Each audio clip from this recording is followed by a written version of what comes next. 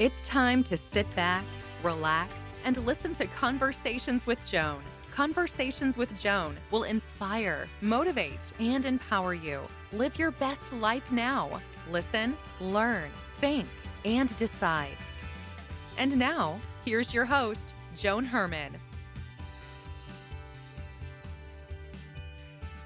Welcome to Change Your Attitude, Change Your Life's Conversations with Joan. I'm Joan Herman. Thanks for tuning in. Conversations with Joan focuses on topics that are important to your life, from health and wellness to professional development to personal well-being. Change makers join me to share their insights, tips, and strategies so you can thrive and live your best life now. Thank you for taking time for yourself, and thank you for letting us be a part of your life. Now, let's start talking. Today's guest, Dr. Laura Copley, believes that at the core of most toxic relationships is a painful wound desperate to be healed. She contends that trauma survivors try to navigate romantic relationships in the only way they know how, fearfully and painfully. She joins us to discuss how to untangle trauma bonds and transmute toxic patterns into healing opportunities for intimacy and connection. Dr. Copley is a licensed professional counselor and trauma researcher. Her new book is Loving You Is Hurting Me, a new approach to healing trauma bonds and creating authentic connection. Welcome, Dr. Copley. Thank you so much for joining us. Thank you for having me. I'm looking forward to our conversation today. So, Doctor, in your work, you talk about healing trauma bonds. What is a trauma bond? Yes, so there's several different definitions that are out there, and I come from a little bit of a different perspective on a trauma bond. So I think the major influence of what we're hearing trauma bonds are is this highly abusive dynamic that is between a perpetrator and a victim, an abuser and a victim. And that is 100% absolutely relevant, that exists, and I want those individuals to really get the help that they need. But I think we're doing a disservice by only seeing it through that lens, because what I'm finding with my clients is they're bringing in that definition to label all of their relationships. So they're using these words like trauma bonds and toxic relationships and narcissism and that sort of thing to label what is going on with them. And upon a deeper dive into their relationship, something that I'm finding is they are bonded through trauma, but in a way where their own traumatic histories, their own attachment wounds are showing up in their relationships, and they're repeating the cycle of attachment trauma in their relationships, and they are actually triggering each other to go into these traumatic responses. And I think that is more of this mild to moderate variation of what trauma bonds are as well. When we, in our own history, in our own origin story, are replicating what we have known in these painful and fearful kind of ways, and then therefore triggering our partner, and it's creating this cycle of dysfunction. Mm-hmm. And I think that also needs to be thought of when it comes to what a trauma bond is as well. So how would a past trauma present in a person's daily life? All the things that you just described, would they present in a similar manner? So I think there's a similar pattern that happens of triggering each other, but it can look very different.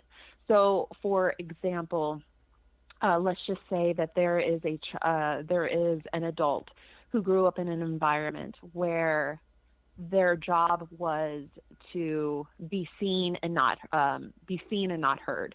So they didn't really get to learn how to use their voice. Their job was to be quiet. Their job wasn't to cause like a lot of they were not expected to need much.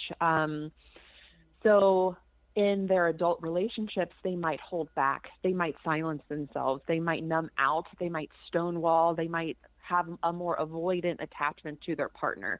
So whenever there's conflict in a relationship, which happens in every relationship, including the healthiest ones, when they perceive conflict in their body, they will get this warning signal. Oh no, I need to shut down. I don't know how to cope with this. I don't know how to show up with this. I don't have the tools for this.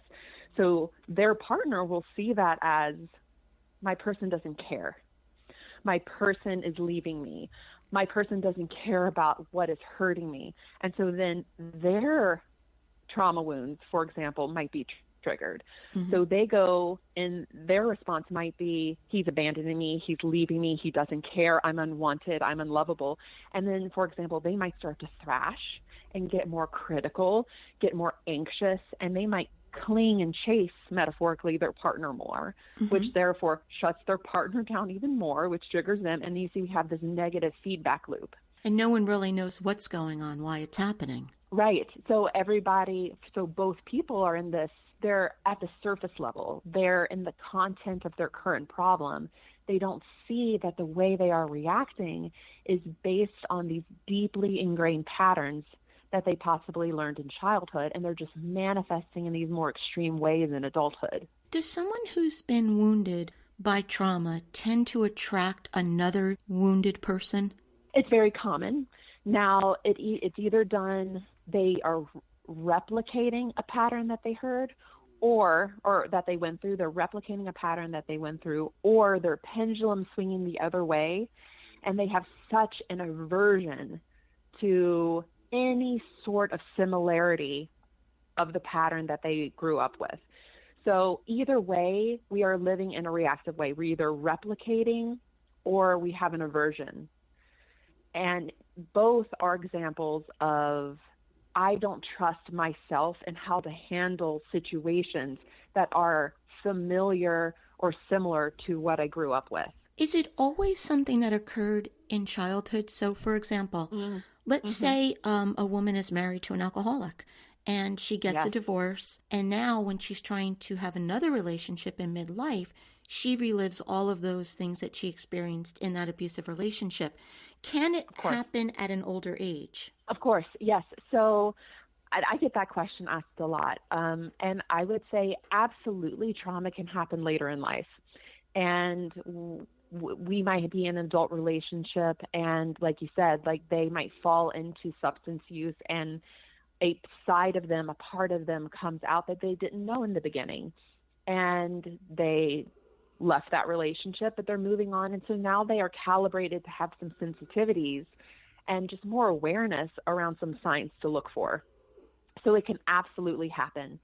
I will challenge a little bit, though, that if we dig deep enough, how we initially handled those moments in time with, let's just say, that abusive partner, that individual with alcoholism, how we handled our relationship during that time was influenced by the skills that we learned in childhood. So what I'm really interested in is, how did you navigate that? Not did you ultimately leave, which is great. If something doesn't serve you, if you've tried to get help and that sort of thing, and it's ultimately not serving you, we do need to live a happy life. We need to find our path to happiness. But what I am also interested in is, in the process of dealing with that and coping with it, how much did you tolerate? How much did you put up with? How much did you self-sacrifice? What is the story before the final ending? I can understand that. part. If you were someone who had experienced some form of trauma, you're absolutely right. You would maybe not have the self-esteem or the self-confidence, and you may take more than you should have for whatever reason.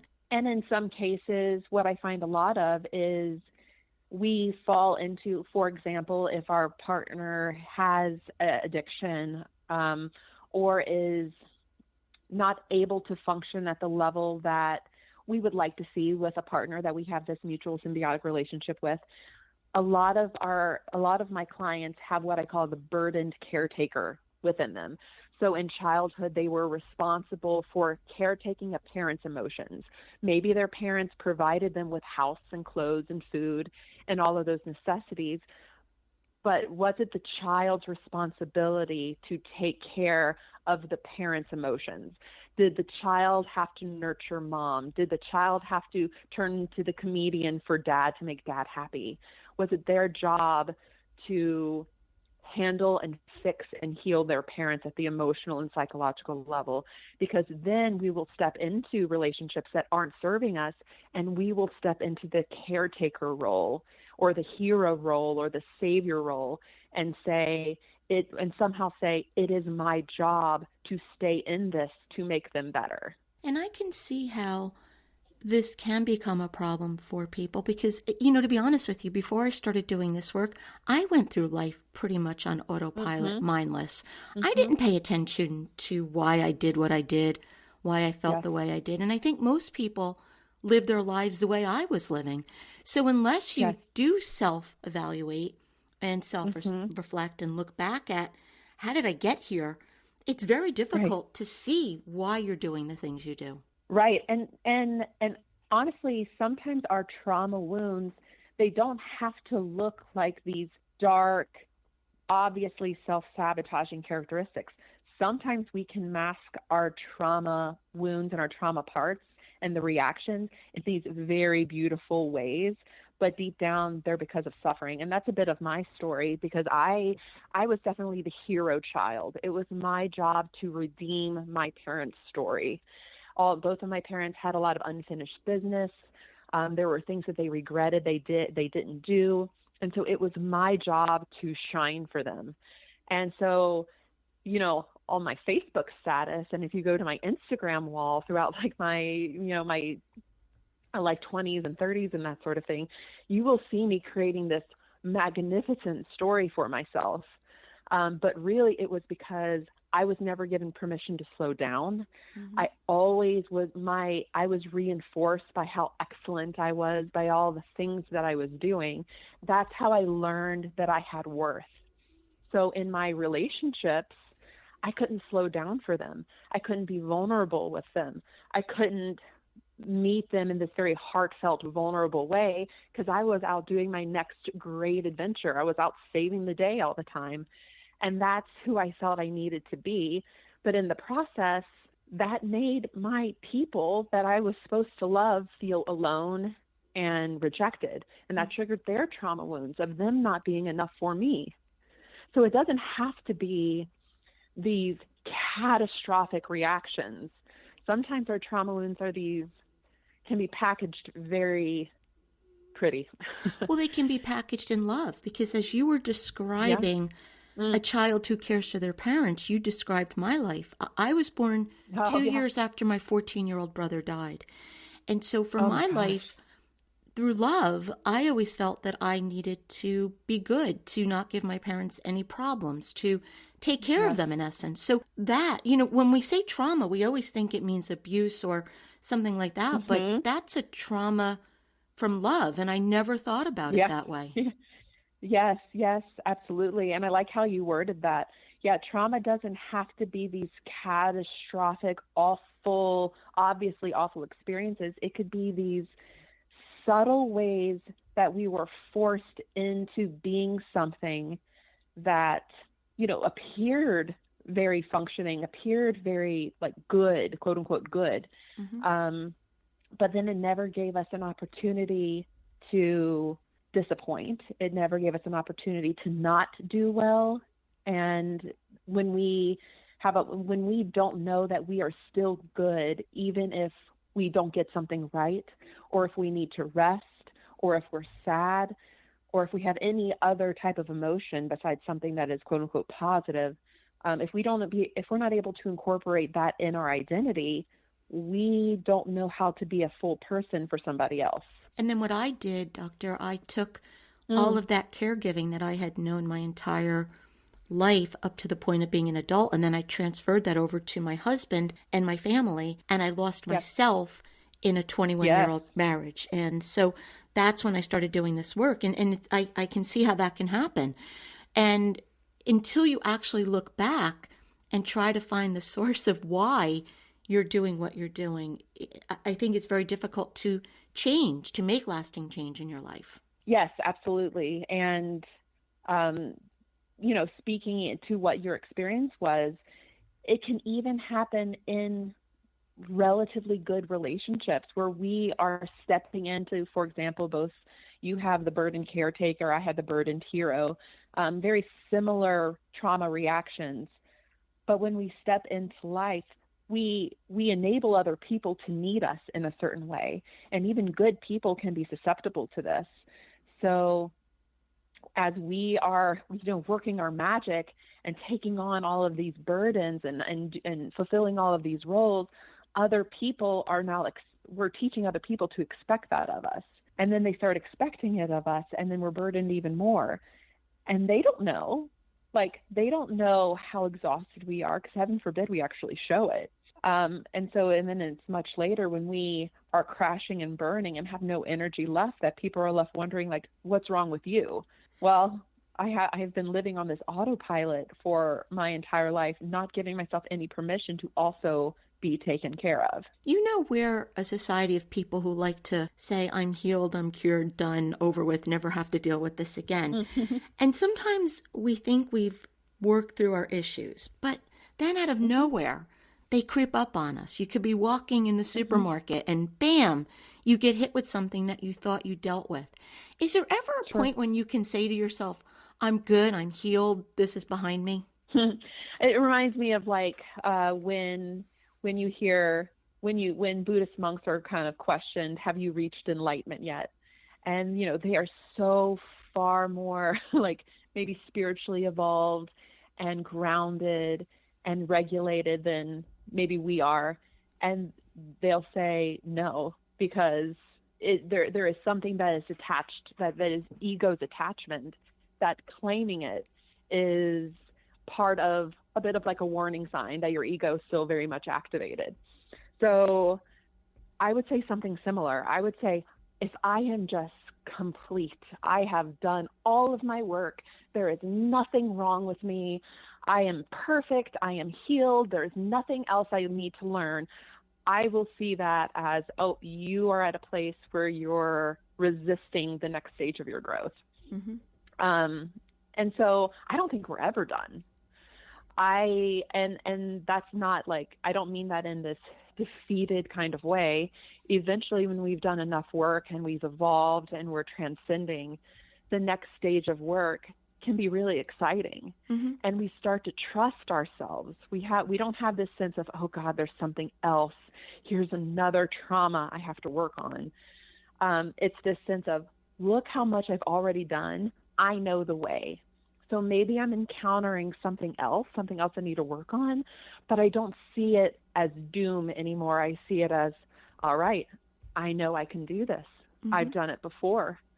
So there's this more solid sense of I, and this more solid sense of capital S self to walk through and descend into darkness again, because you're going to resurface.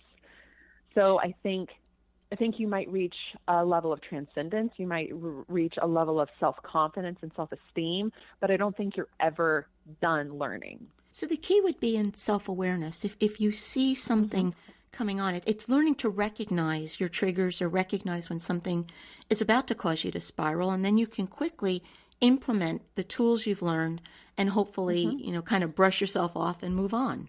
Yes, and the more we do it, the more we learn that when we encounter a trauma reaction or a trigger, those things aren't as catastrophic to us. They don't, it's not a baseball bat to the psyche anymore. We have this more developed sense of, there it is again. Interesting. I can be curious about this. It impacted me. I feel it. I know what these feelings are. They're unpleasant, but they're not dangerous. And so over time, we learn how to take these next steps in growth in more confident ways. Mm-hmm. And then something that's exciting that happens is, even when we feel resolved with our trauma, there's the next journey towards post-traumatic growth, which is this phenomenon that, we're just now in the psychology realm, just now beginning to understand, where because of our trauma, certain individuals have learned to transcend where they would have been if the trauma didn't happen to them in the first place. Mm-hmm. So it's not about, oh, yay, trauma. I'm so glad that happened to me. It's not about that. It's about, because this happened, I have learned not just to descend into darkness, to not just resurface to where I was, but I can resurface above and beyond to this higher level of being, of functioning, of insight, of awareness, of love, of empathy than I would have if that story wasn't part of my life. What you described is actually the story of my life. I'm doing this work because of a period of time where I went through a lot of trauma. Why do you think someone like me, and you know, not to make light of it, I literally thought my life was over back then and I could not see a way forward. But why do you think someone like me or other people who have experienced post-traumatic growth, why do you think we were able to make that choice? And I do call it a choice. Why were we able to when some other people stay stuck? Yeah, and we're just now beginning to understand some characteristics of an individual that increases the likelihood that they'll experience that. But my work, and this is what I do, this is where I'm guiding people in my book, Loving You is Hurting Me. I talk about this journey into post-traumatic growth. But what we're finding is that there are certain characteristics that individuals have that increase the likelihood that they can experience post-traumatic growth. But as a therapist, it is my job that even if people don't have those personality characteristics, we can teach them to cultivate the skills of those characteristics so that they can also have these positive post-trauma outcomes as well. So it's not just limited to people, like, for example, we know that individuals that certain personality characteristics, they're more open to experience. They have this greater sense of openness. They tend to be more on the extroverted side than the introverted side. So there are these certain personality qualities that people will tend to increase the likelihood. But that doesn't mean that people who don't have them won't experience it as well. Do you think sometimes it comes down to being that people are just comfortable where they are, even if it is in pain? It's what they know, and they're more comfortable staying there? Well, and that's often what we find is that we think we want happiness. We think we want to get over things that feel detrimental to our health and our well-being and that sort of thing. But really what we're catered to more, and it's part of survival instinct, is we cater more to what is familiar because we know we can survive the familiar for the most part because we've been through it. We have data points that even if it's causing us extreme suffering, we know how to do it. And then there's this sort of like other universe where happiness exists and another way exists. But in order to get there, the things that I have to let go of, the things that I have to change, the things that I have to mourn, all of that can feel impossible when every ounce of energy that you're taking, that you have and that you're putting out there is to just survive the familiar. So uncertainty of how to get to happiness, how to get to that transcended place can be really scary. Doctor, if someone's listening to you right now and that person believes that they're in a toxic relationship, what should that person do to get started on a healing journey? The first and foremost thing is I need to know how toxic it is. I look at things on a continuum, and if we are in a dangerous and abusive relationship, we need to connect within our community. We need to connect with safe friends, safe family members, and we need to get to a place of physical safety. So I'm just going to start off with that because some toxic relationships are highly abusive relationships. But if we are in a relationship where we're experiencing just these toxic feedback loops, where we're triggering each other, where we're having the same sort of reactivity, sort of these more mild to moderate, the first thing that I would start to do is your own self-reflection journey and begin to understand what wounds do I hold within me that make me feel unlovable, unworthy, and when I am triggered into those states, how do I react? We tend to react in louder ways than those really deep, vulnerable wounds. For example, we might become controlling or micromanaging or critical or loud or accusatory, angry. like those sorts of things, when we are being deeply hurt. So I want to know, what are your attachment wounds? What are you so scared of in your relationships? Is it abandonment, betrayal, unfairness and injustice? Is it humiliation? Are you scared to be made fun of? Is it rejection? What are you so scared of happening that you're reacting in a way that's actually causing, or a self-fulfilling prophecy that's triggering your partner to disconnect from you? And so we're creating this like negative feedback loop, or vice versa. Your partner might be doing that and triggering something in you. So I think step one is recognizing, what are my attachment wounds and how do I react when I think they're being poked at? The book is Loving You is Hurting Me, a new approach to healing trauma bonds and creating authentic connection. Dr. Copley, where can our listeners go to learn more about you and your work? I'm relatively active on Instagram, and I just started a TikTok. You can follow me there at Doc Copley, DocCopley. I also have a website, lauracopley.com, and you can get my book on Amazon. So, Doctor, in about 30 seconds or less, what is the takeaway? What would you like to leave our listeners with? Yes, I am an advocate for self-trust. I think in any trauma work, the secret sauce that we're often missing is reestablishing our own ability to trust ourselves. Trauma has this ability to disrupt the foundation of who we are. We start to doubt our emotions. We start to doubt our narratives and our thoughts and our actions. So the secret sauce to any sort of trauma work, whether it is trauma from a peer group or a romantic relationship or your family of origin, is, how do I trust myself again? And when you trust yourself, we can open the door for these new experiences with new relationships for a healthier life. Dr. Copley, thank you so much for joining us. This was such an important conversation for us to have. Thank you. Thank you for having me. Thank you for joining us. I hope you found the show informative. At Change Your Attitude, Change Your Life, we believe that knowledge is power. Take what you've learned, apply it, and live your best life now. Remember that the information provided is the opinion of our guests and should never replace the advice of a professional who knows your personal situation. If you'd like more information, visit our website, CYACYL.com. That stands for Change Your Attitude, Change Your Life. While on the site, listen to past shows on demand, read our digital articles, and be sure to subscribe to our mailing list. Until next time, this is Joan Herman. Thanks for tuning in.